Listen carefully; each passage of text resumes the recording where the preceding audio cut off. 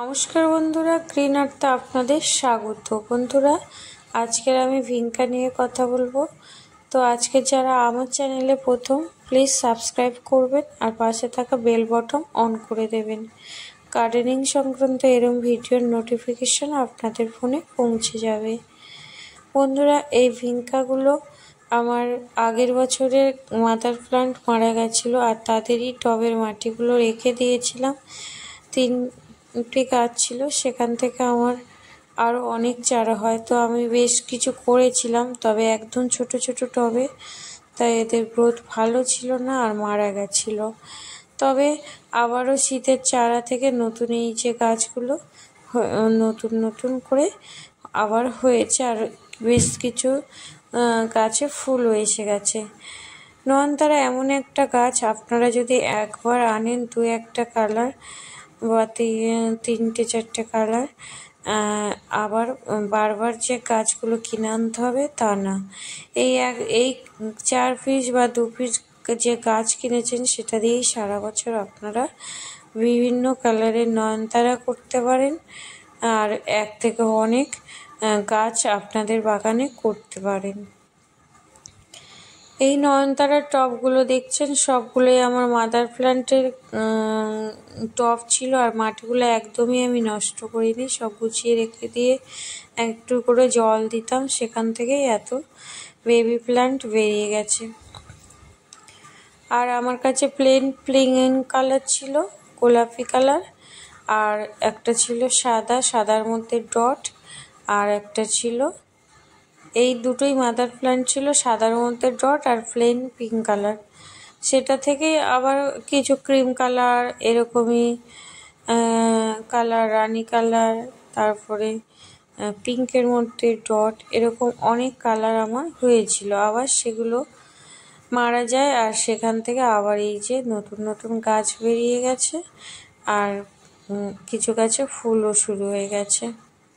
প্রধানত আপনারা যখন শীত টাইম ছিল তখন তো ফুল সানলাইটে আমি গাছগুলো রেখেছিলাম, তাই এখন আপনারা বেশ একটু গরম আবহাওয়া, যখন রৌদ্র হচ্ছে কিন্তু অনেকটাই প্রখর রৌদ্র, তো নয়নতারাগুলো মোটামুটি সকাল থেকে আপনারা 12টা থেকে 1টা বা 2টোর মধ্যে এরকমই রৌদ্র লাগবে জায়গায় দিতে পারেন। তারপরে কিন্তু আর রাখা যাবে না, কারণ 5টা পর্যন্ত রৌদ্র নেয়ার ক্ষমতা এই গাছগুলোর নেই। আর এগুলোর ফার্টিলাইজার একদমই কম, ফার্টিলাইজার আপনারা দেবেন। আমি এখানে এই মুহূর্তে কোনো মানে বাইরের কোনো খাবার দিই না। পেঁয়াজের খোসা, আলুর খোসা 1 দিন থেকে 2 দিন পচিয়ে তার মধ্যে 1 চামচ ফাঙ্গিসাইড দিয়ে আর সেই জলের মধ্যে 3 গুণ জল দিয়ে আমি এই গাছে প্রয়োগ করি। একদমই হালকা পাতলা খাবার, আর খাবার না দিলেও চলে এরকমই একটা ব্যাপার।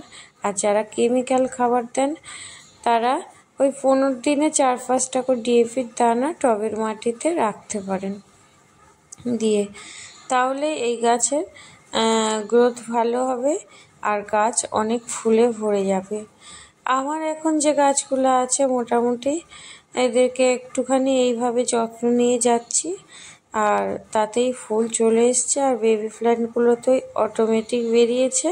যেখানে যেভাবে দানাগুলো পড়েছিল সেভাবেই গাছ বেরিয়ে গেছে।